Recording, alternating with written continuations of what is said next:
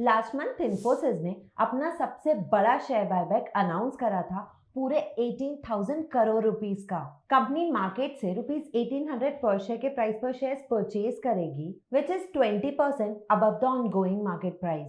और सिर्फ इन्फोसिस ही नहीं, इंडिया में कंपनीज ने 2010 से 22 के बीच में 2 लाख करोड़ से ज्यादा खर्चा किया है शेयर बायबैक करने में। अब आप सोच रहे होंगे बायबैक होता क्या है और इससे आपको क्या फायदा। Hi, welcome back to Arihant plus. मैं हूं मानसी और आज इस वीडियो में हम बायबैक को डिटेल में समझेंगे। Before we begin, make sure to subscribe Arihant plus channel. When a company announces a buyback, they are saying हम अपने ही शेयर्स मार्केट से खरीदना चाहते हैं। यानी पहले कंपनी ने अपने शेयर्स पब्लिक को बेचकर पैसा उठाया था आईपीओ या ट्रेडिंग के थ्रू।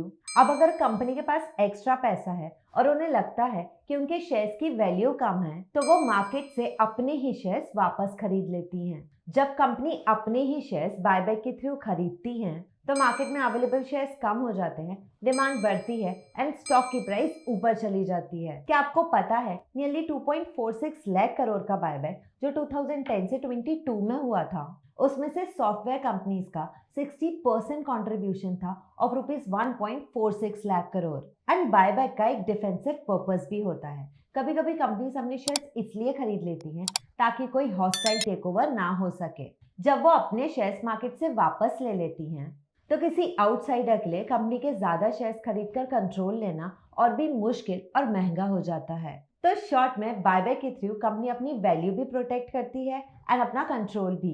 लेकिन ध्यान रहे, बायबैक कोई जादू नहीं है। ये सडनली कंपनी को बेटर नहीं बनाता, ये सिर्फ नंबर्स का मैथ थोड़ा चेंज कर देता है। एंड इसका एक फ्लिप साइड भी है। कभी कभी बायबैक करने से कंपनी के पास R&D, हायर सैलरीज, नए इक्विपमेंट या ट्रेनिंग के लिए कम पैसा बचता है। और एक बात, जब कंपनी अपने ही शेयर्स वापस खरीदती है, तो इन्वेस्टर्स को लग सकता है कि कंपनी के पास कोई प्रोजेक्ट या इन्वेस्टमेंट अपॉर्चुनिटी नहीं है, यानी शायद कंपनी को एक्सपांड करने के लिए प्रॉफिट का बेटर यूज नहीं मिल रहा। इसलिए कुछ इन्वेस्टर्स के लिए बायबैक एक वार्निंग भी हो सकता है कि कंपनी अब ग्रोथ की बजाय अपने फाइनेंशियल ऑप्टिक्स पर फोकस कर रही है। इंडिया में कंपनीज अपना बायबैक 2 तरीकों से कर सकती है, tender offer and open market route. चलिए दोनों को सिंपल तरीके से समझते हैं। टेंडर ऑफर रूट में बेसिकली शेयर होल्डर्स को इनवाइट किया जाता है to sell their shares at a fixed price, usually एक सर्टेन प्रीमियम पर कंपेयर टू शेयर का मार्केट प्राइस।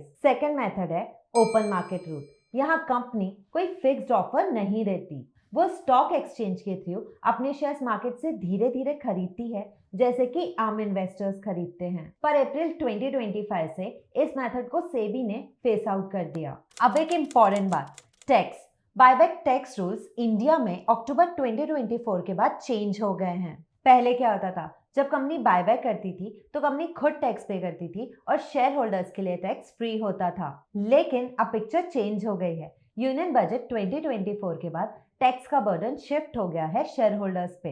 अब बायबैक का टैक्सेशन थोड़ा कॉम्प्लेक्स हो गया है एंड बायबैक पर टैक्सेशन भी बढ़ गया है। As per the new rules, जो पैसा आपको बायबैक से मिलता है वो डीम्ड डिविडेंड माना जाएगा और आपको टैक्स खुद ही पे करना होगा अपनी इनकम टैक्स स्लैब के हिसाब से। इसको इन्फोसिस के बायबैक के एग्जाम्पल से समझते हैं। इन्फोसिस ने रिसेंटली एक बड़ा बायबैक अनाउंस किया था 1800 रुपीज पर शेयर पे। मान लीजिए आपने इन्फोसिस में ओरिजिनली 1509 पर बाय किया, अब आपने बायबैक में पार्टिसिपेट किया, तो पूरा 1800 रुपीज आपका डिविडेंड इनकम माना जाएगा। इन्फोसिस आपको पैसा देते वक्त 10% का TDS काट लेगी। आपकी stock purchase cost capital loss की तरह ट्रीट होगी, जो आप फ्यूचर में कैपिटल गेन्स के अगेंस्ट एडजस्ट कर सकते हो, not against the buyback income. Your final tax depends on your income slab. तो बेसिकली आपका इनकम स्लैब डिसाइड करेगा if you will actually make a profit from a buyback और even make a loss. इस table में आप देख सकते हो सिर्फ वही इन्वेस्टर्स जिनको लो टैक्स स्लैब लगता है उनको ही रियल बेनिफिट हो सकता है इन्फोसिस बायबैक में पार्टिसिपेट करने का।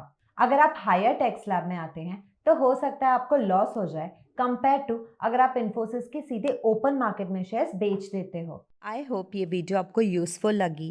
And one more very important point, we regularly share detailed analysis of all important corporate actions on our blog. So make sure to check out our blog. Thank you for watching and I'll see you in the next one.